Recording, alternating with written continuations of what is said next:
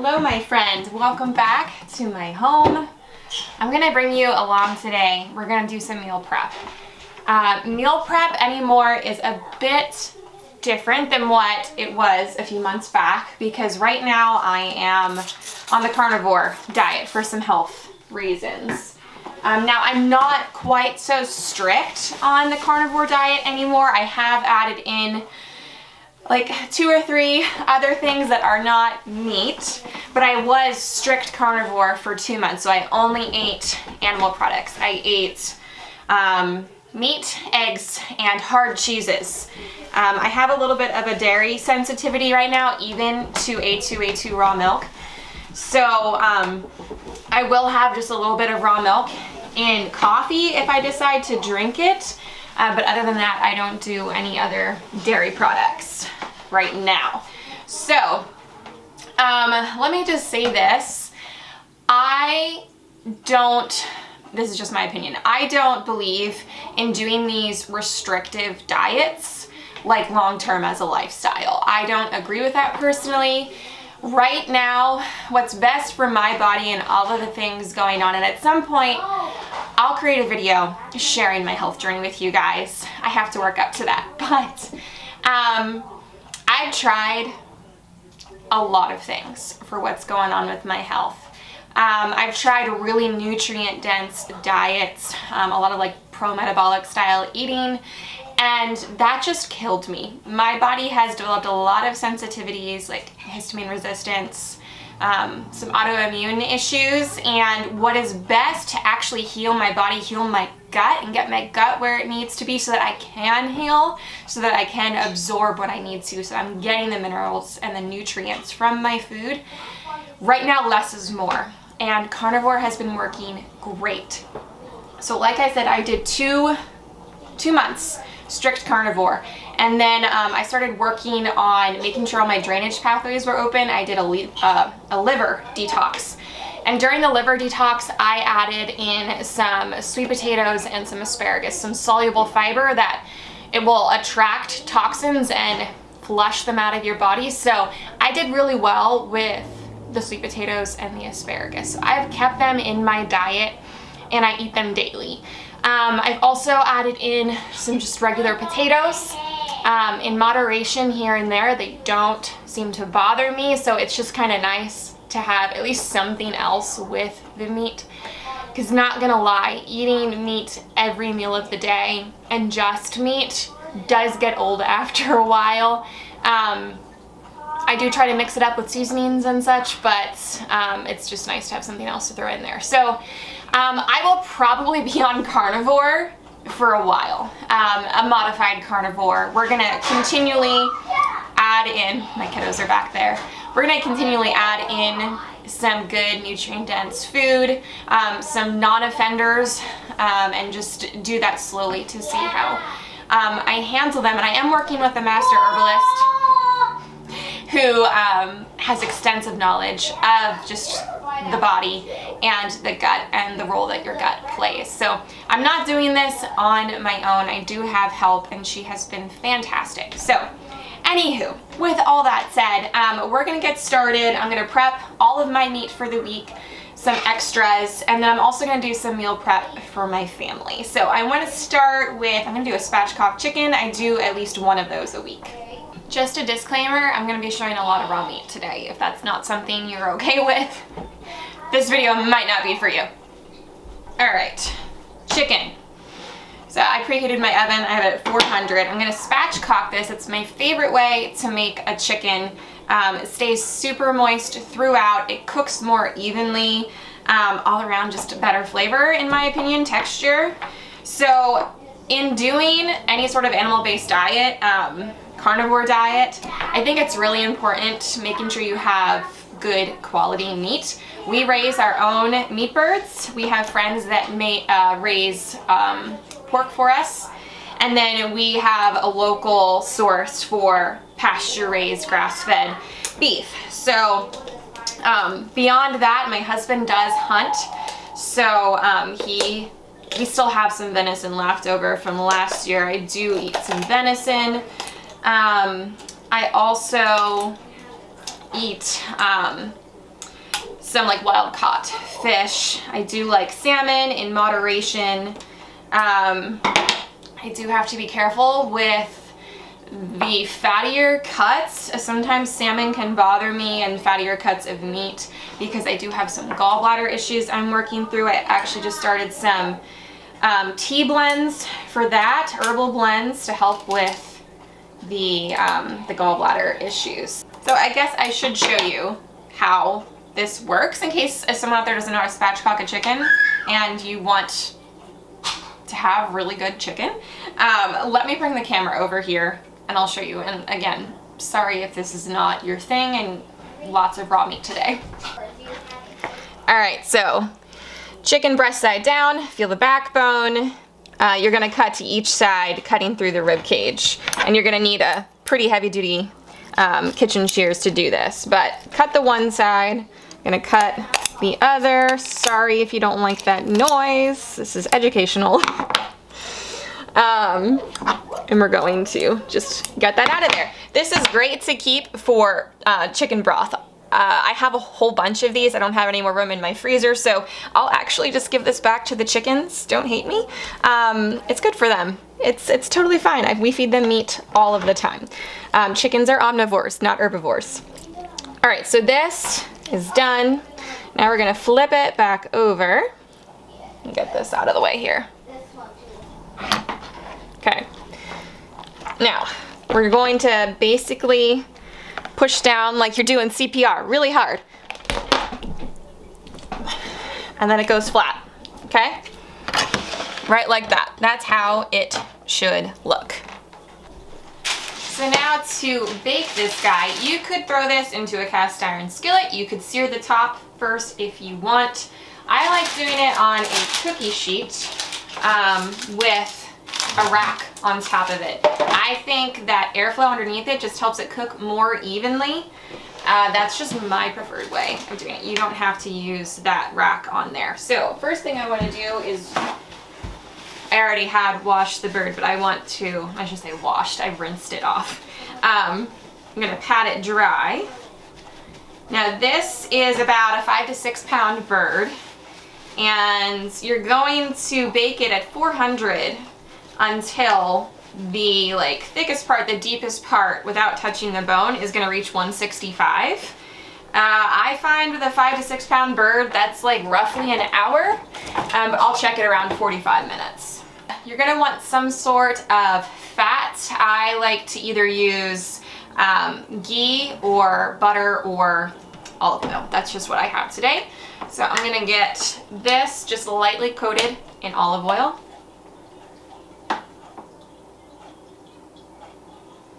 Rub that all over. I should have only used one hand, so I could have seasoned it right away, but oh well.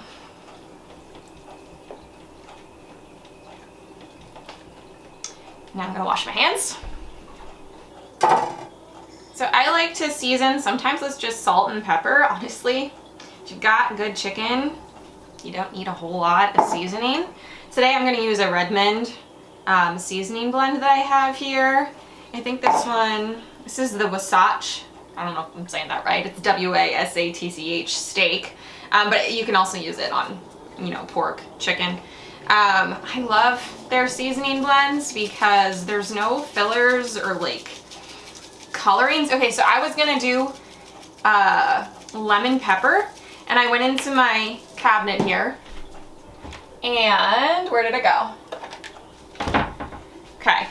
This really well-known brand here, lemon pepper seasoning. They have stuff in here like silicone dioxide and calcium silicate, which keeps it from clumping. So number one, I don't really want that in this, but they also have yellow food dye in here. How terrible is that? So that is getting chucked.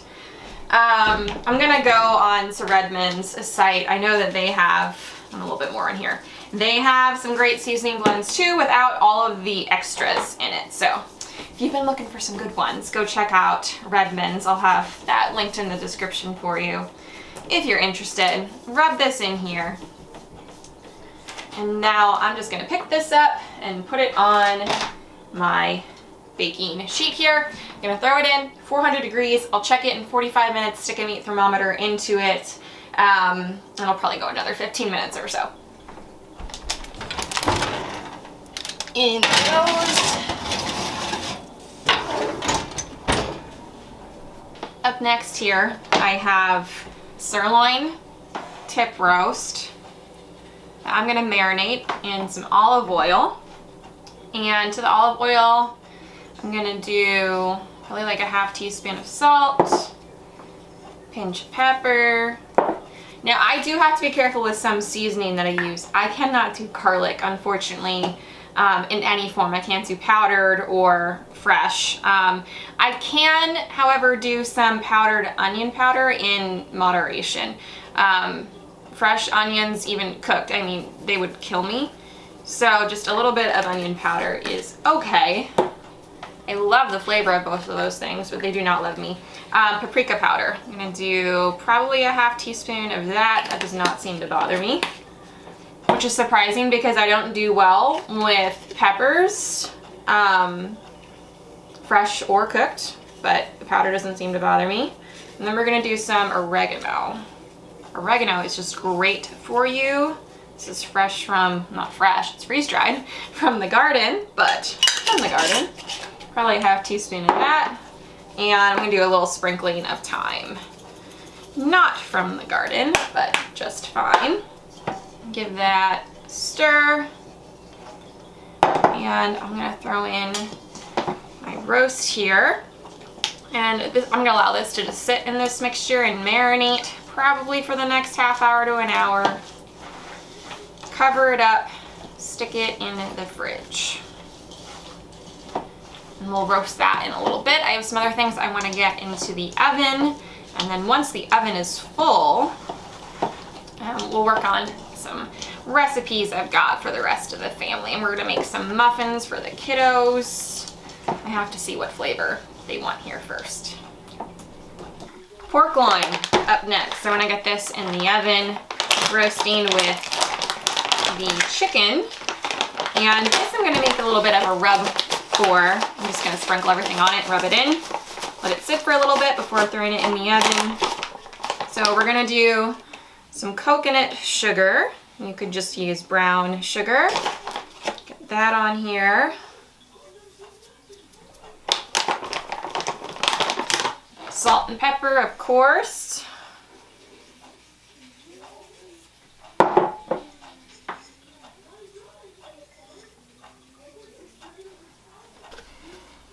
A little bit of cumin.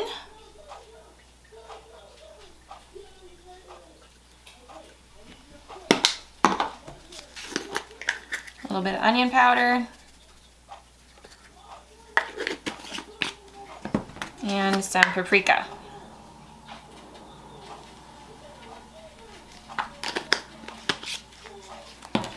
I'm gonna drizzle it just with a little bit of olive oil. And we're gonna rub this all in. Mama. What do you need, baby? Mama. You want more strawberries? Mama. Oh, you want milk? Okay.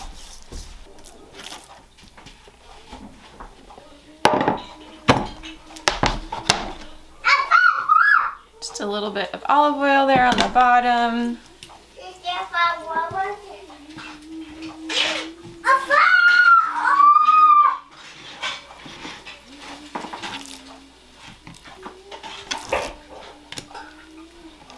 And these will go in at 425. Well, I'm just gonna do 400 because that's what the oven is set at right now. 400 for about 30 minutes or so. We'll check the internal temperature of these two. Okay, we're gonna work on some burger patties. So I've got some venison, a pound of that, and I have 2 pounds of beef here. And we're gonna make them pretty much the same way, except for the venison, I've got some butter freezing in the freezer that we're gonna grate into here. That just helps with the texture here, gives you a really good venison patty. I am gonna add an egg to the beef, but not to the venison. So let me add my egg here to the beef. It just helps hold it together a bit more. Not totally necessary. There goes an eggshell. We're gonna do both of these at the same time. We're gonna cook these on the stove top. So a teaspoon of salt goes in there. I'll do closer to 2 teaspoons in here. Pinch of pepper.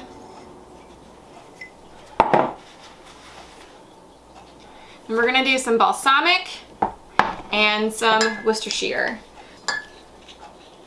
2 teaspoons balsamic. So I'll do 4 in here because there's twice the amount of meat. Then we'll do like a teaspoon or so of the Worcestershire and double that in here. Sprinkle of onion powder in each. Gonna get a fork. I like to kind of fluff up the meat with a fork rather than, you know, pack it with my hands. At least that helps with the venison, I think, with the texture. Okay. Venison onto the beef.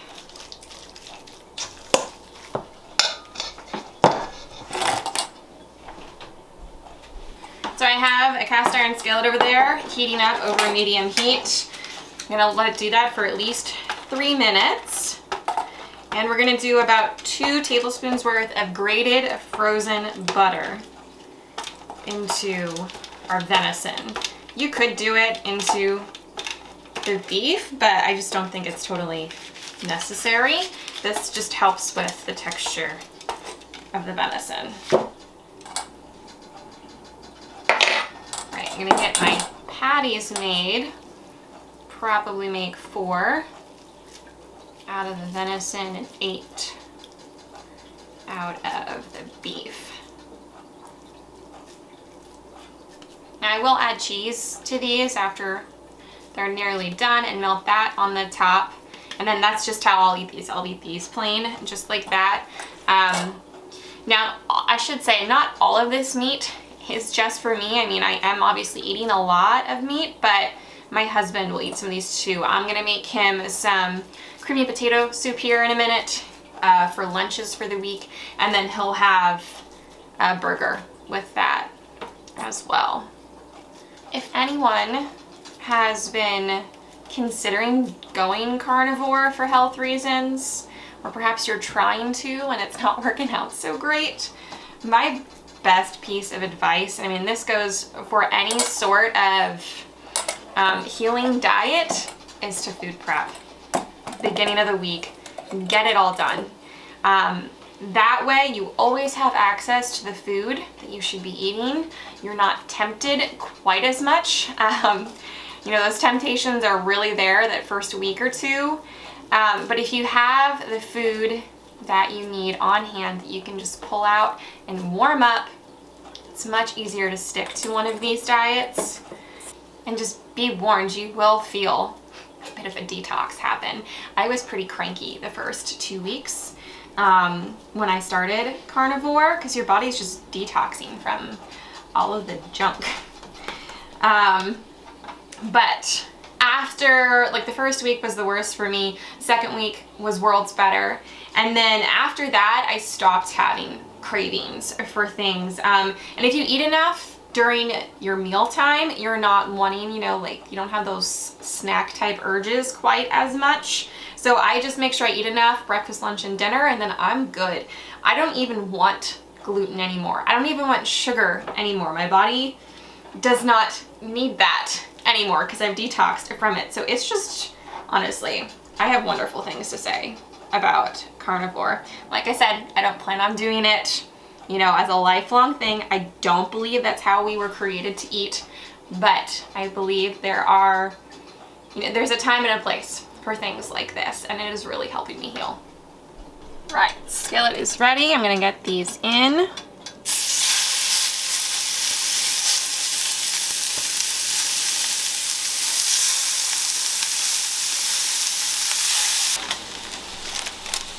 Ta-da!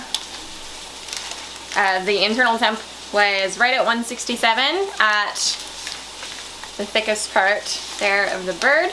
So I'm gonna go and I'm gonna just let this cool down. really completely before I go ahead and I carve it up.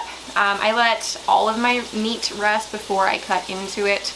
That way you get the juiciest end result.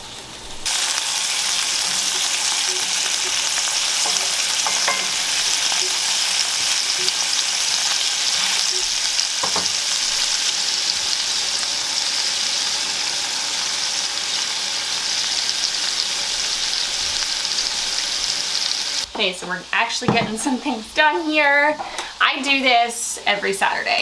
This is how I can still cook for my family during the week and make sure that I'm fed and getting what I need. I would probably go bonkers if I tried to do all of my stuff for the carnivore diet and my family at the same time for each meal. And today also I'm prepping some things for my family. I try and work smarter, not harder, when I am preparing meals, doing things in bulk ahead of time as much as possible.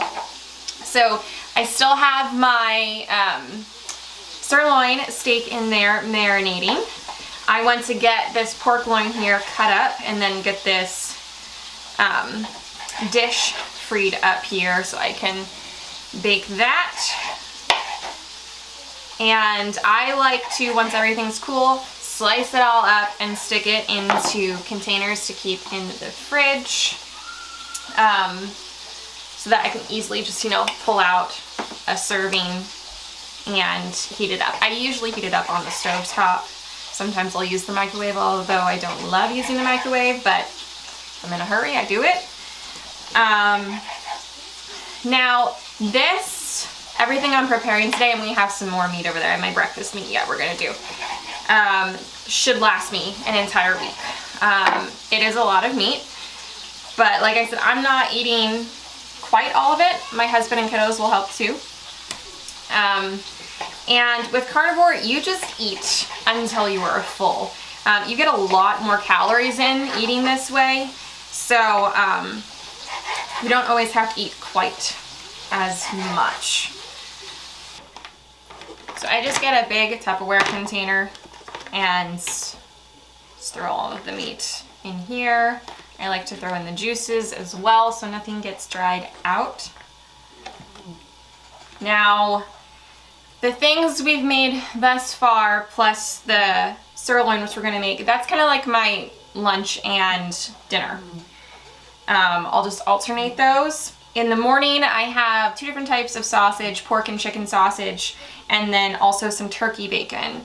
I alternate those for my breakfast meats, and then in the morning I'll also have 2 eggs, either scrambled with some cheese or over easy dippy eggs.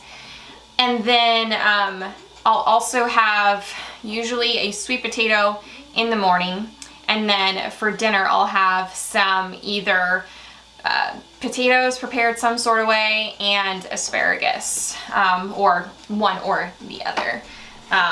So I am getting a few more things in there, slowly but surely, besides meat. Okay, I'm gonna throw some juice right over the top of this cut up pork loin. Gonna quick rinse this out, and then I'm gonna throw my sirloin steak in here.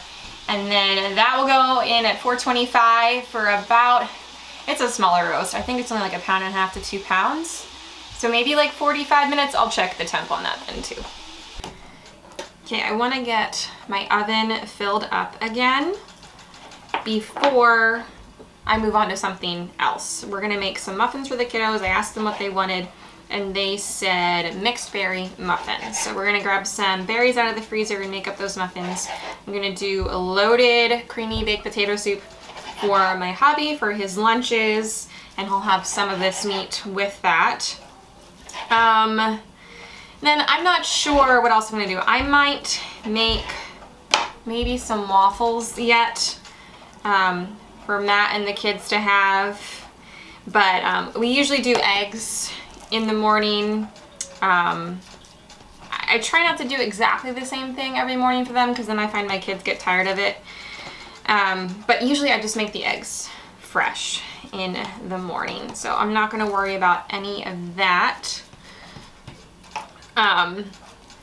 But yeah, I don't know if I'm going to do anything else besides the soup, some muffins, and maybe some waffles for breakfast. So right now, this is pork sausage. We just butchered this pig 2 weeks ago now. And it's maple sausage. Really good. I don't know how I could ever go back to eating store-bought pork after you've had home-raised pork.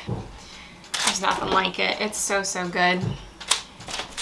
So I'm gonna make this up. I've got some chicken apple Gouda sausage that I'm gonna make up for myself, and then 2 types of bacon. I have turkey bacon. Hi, buddy. I hit my foot. You hurt your foot? Yeah. Oh, how'd you do that?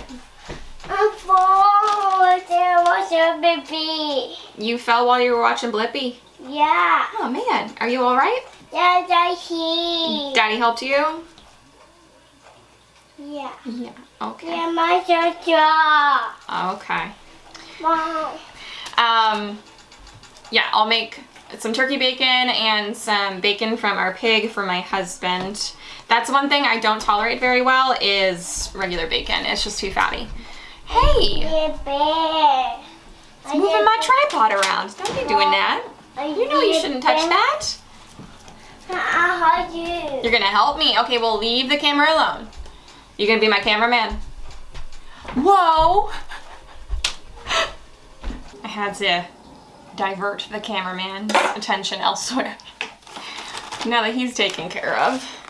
I've got my maple pork sausage there. I'm gonna throw this chicken apple Gouda sausage on here too. These will cook at the same time. These are already cooked, but I like when they get just a little bit crispy. So they should be done around the same time. And then once the oven is empty, I'll put the bacon in, and then the meat will be done for the week. And we'll move on to something else. Okay, it's muffin time now. While the oven is occupied, I'm just gonna work on getting this batter together. So if you watched my video, I think it was 2 weeks ago, where I shared what I make my family in a week. I'm missing one. I had 24. Oh well.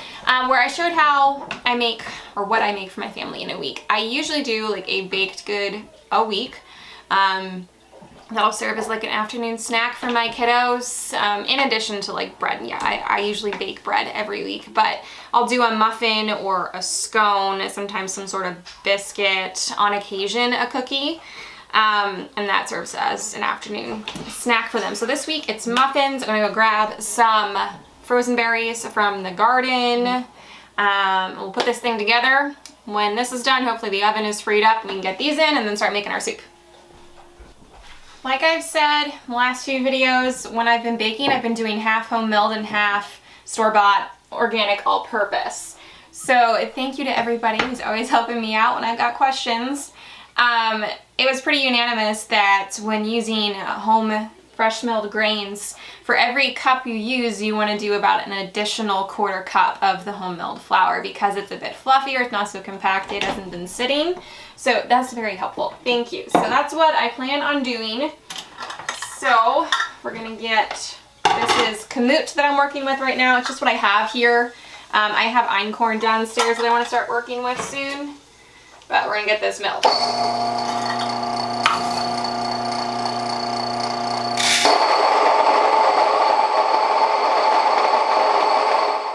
I'm gonna double my muffin recipe. If I have extra this week, I'll just put them into the freezer for use in the future. So first thing I want to do, I need 2 eggs. I'm gonna do a cup of oil.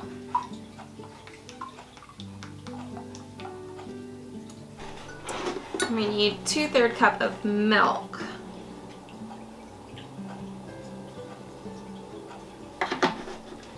That's gonna go in here. Vanilla. To double, we're gonna need 2 teaspoons. Use up the bottle. And for our sugar, I'm gonna use coconut sugar instead of white sugar. And we're gonna need 1 1/3 cup.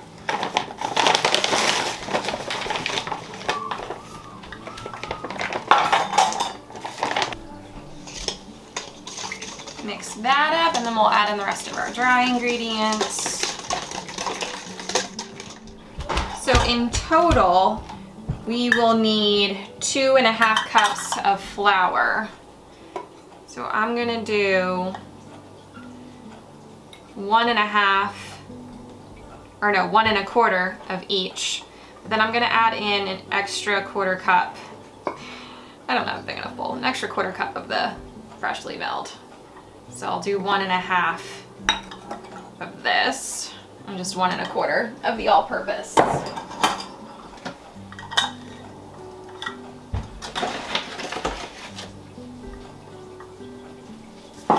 We need some baking powder. And my recipe down here, so I keep looking down. Oh, let's see, how much baking powder? 1 teaspoon for a single batch, so we need 2 teaspoons.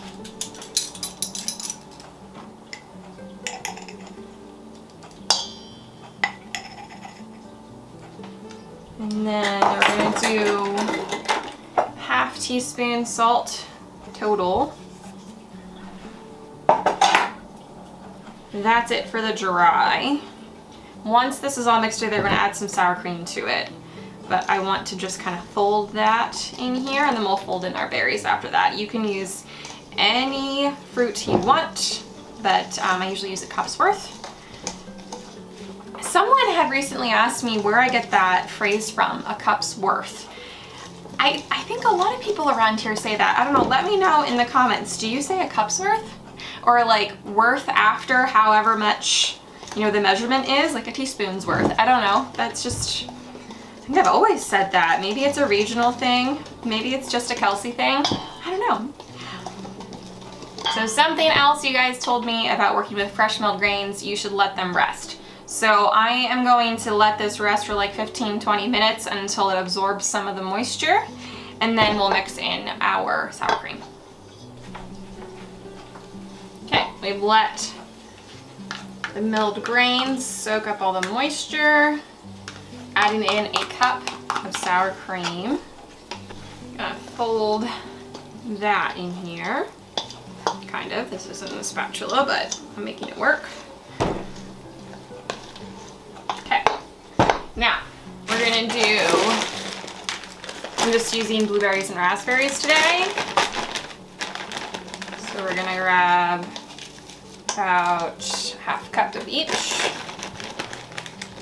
And I'll reserve some for the top as well.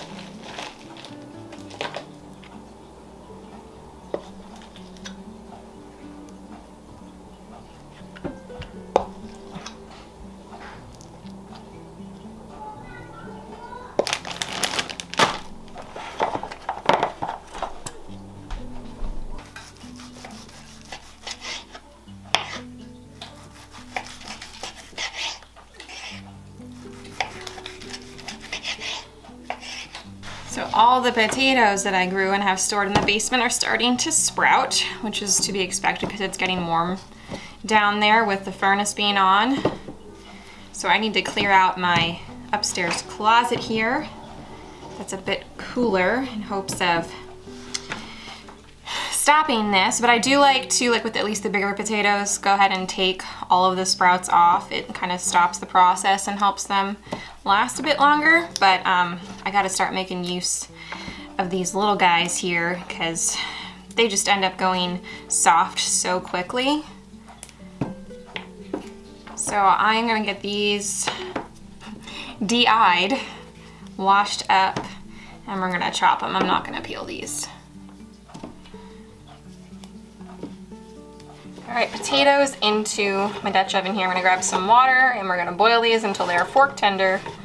I probably have like 5 or 6 cups of diced potatoes here.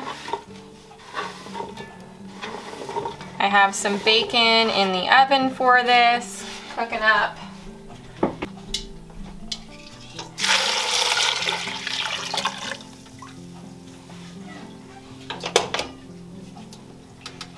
potatoes are done.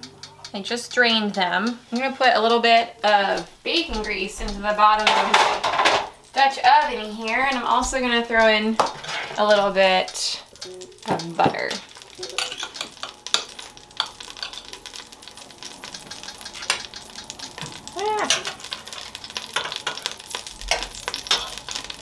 Okay, now come on.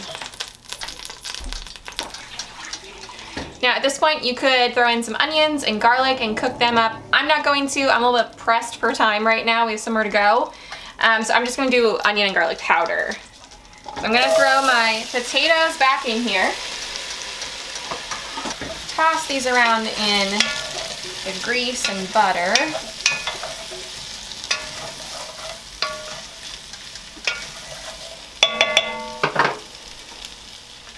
Add a bit more butter.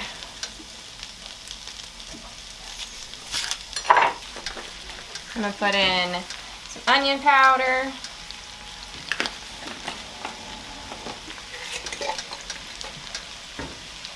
Garlic powder.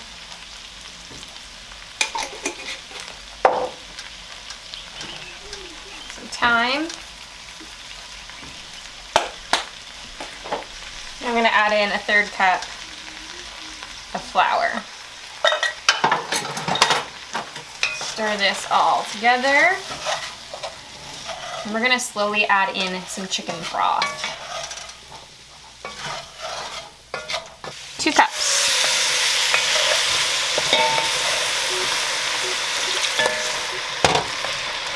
Now we'll add in 2 cups of milk. Stir that to combine. You do want to make sure you keep stirring this so it doesn't scorch on the bottom. Add in a cup heavy cream. Need some salt, at least a teaspoon, but you can taste and see if you want more. And a little bit of pepper. Stir this up, and I'm gonna grab some cheese. 2 cups cheddar cheese.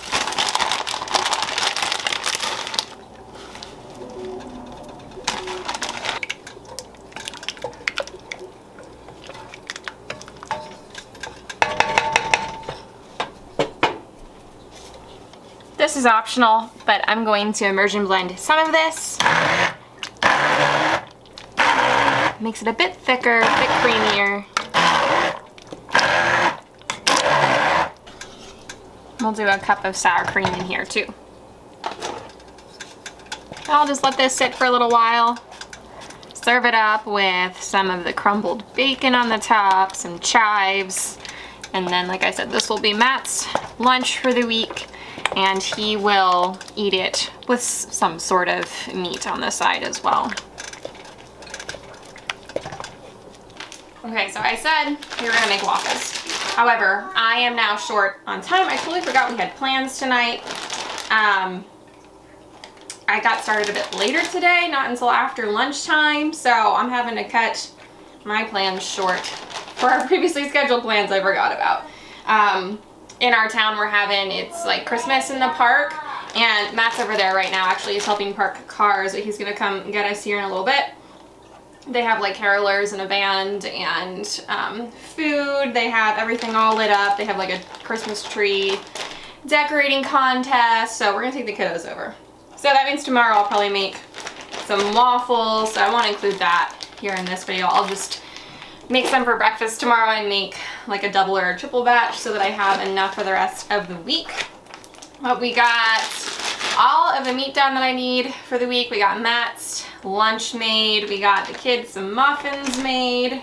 So I'm gonna get these in some bags, get all this stuff put away, and get ready to leave. So thank you guys for hanging out with me. I hope you enjoyed. You have a blessed day, and I'll see you next time. Take care.